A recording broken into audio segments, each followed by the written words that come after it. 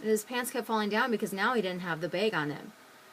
And so he went to the office and he explained, oh, I have health problems, but they gave me this pat down. And he's trying to explain, but they're acting like they just don't care. And they asked him, well, what's the bag for? So they took their hands and rubbed it down him completely flat to feel for anything. So when they got to the bag, it ripped off, and then he had urine going everywhere. They're like, oh, we're sorry, can we help you? Nothing. None of that happened. They saw him completely covered in urine. He was so incredibly embarrassed and felt awkward walking through the airport, all wet, and having to get on the airplane and wait in that, and then fly somewhere and run to the bathroom and clean himself up after the flight. Wow, I mean, that's awful. The TSA agents, they just don't care if people have any health problems or anything like that. When the wedding was over and he was ready to fly back home, he had no problem at that airport.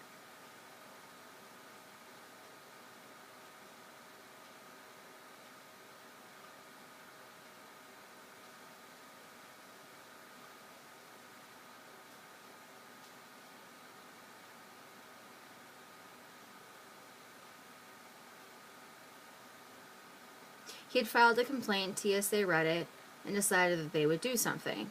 So they had a discussion, looked at the website of all kinds of people that had posted complaints.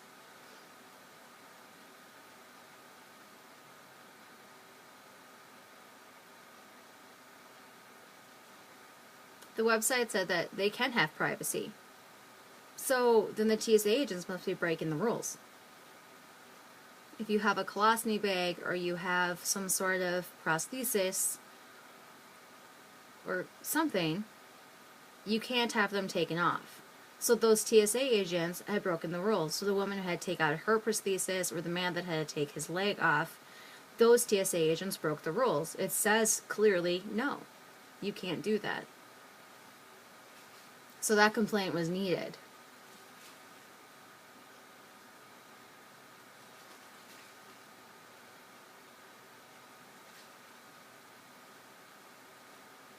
Many people in the U.S. have colostomy bags, and about like 22,000 people or something. All kinds of people have health problems.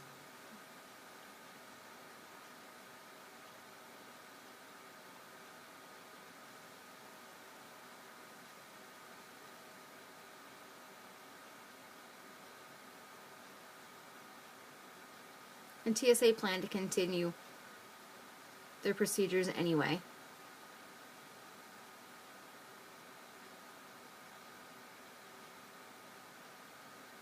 President Obama said, I know there are some people who are frustrated with the new rules, but we needed to keep the U.S. safe. And it seems like the only way to prevent people. I remember last time when there was a man who had a bomb within his pants. It's to prevent situations like that from happening again. But the president doesn't have to experience the same thing going through that machine and getting patted down, so he can't really understand what it feels like.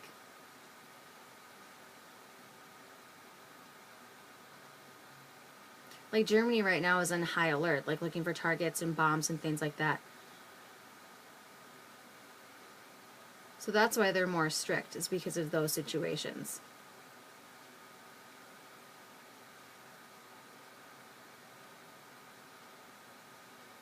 People don't want to go to the airport, go through that machine, and then have the possibility of getting patted down. It's a huge struggle. People who fly or drive,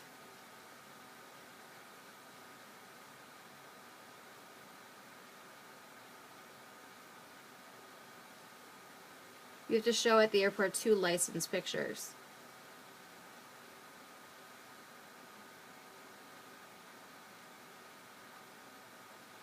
And making sure everything matches up.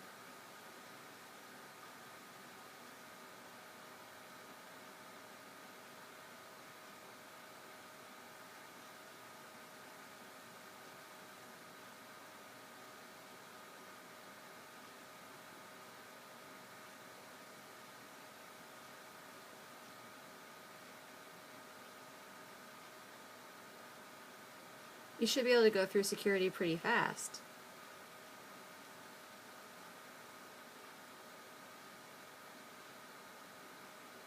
Another woman from California, for 30 years, has been flying back and forth to Orlando for family at Thanksgiving time. But this year, no. She's like, why am I going to pay a ticket if someone's going to be touching me everywhere? Do you want your young daughter being touched? No, I'd punch you. It's really scarring having that thing happen to you. I mean, it stays in your mind, like you wouldn't want to fly again. There are many different stories of this happening.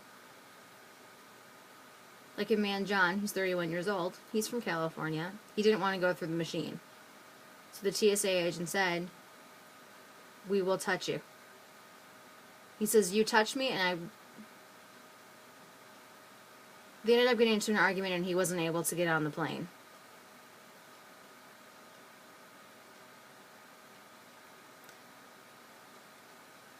Other people can't afford the loss of a ticket.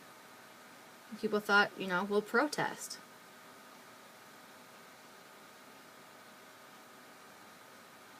So now it's spreading that, like, over Thanksgiving this year, a lot of people refuse to go through the machines.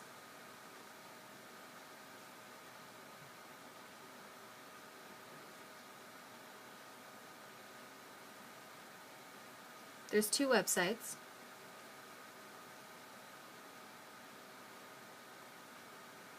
One of them is won'tfly.com.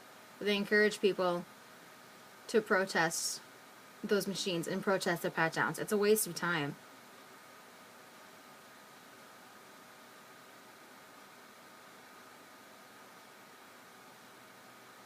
Some people might miss their flight if there's too long of a line.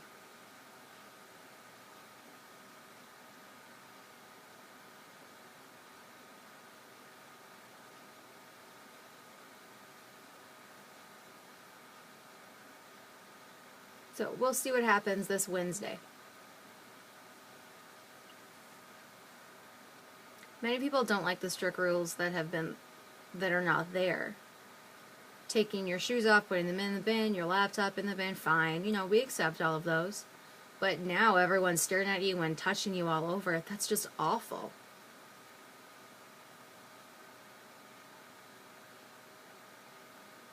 There was a man who suggested maybe take them to another room and go behind a wall, so not everyone at the airport is watching.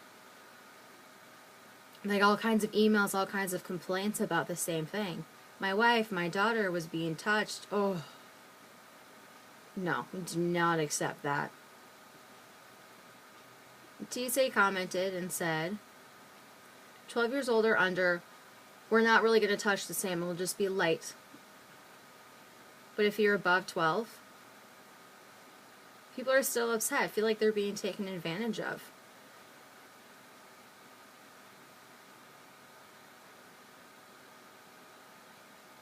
What about those people who have been raped before and they have to go through that experience? I don't want to think of what's going on in their heads.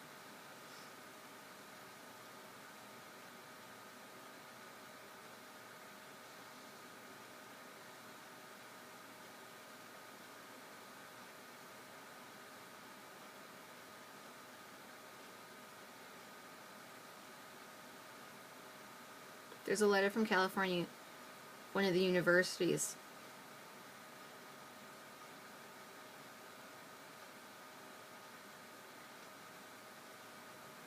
Someone going through your clothes and patting you down like that can cause high stress on a woman. Older people can be sensitive. Children are sensitive. You really have to look into this issue more deep. One of the doctors working at the university for the research will not go through the machine. He prefers the pat-down. He doesn't care. There's other kinds of machines that are there at airports.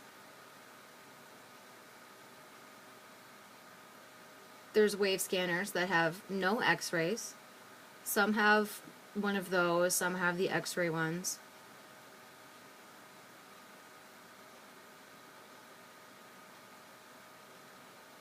If you only go to the airport maybe once or twice a year, it's not as much of a big deal.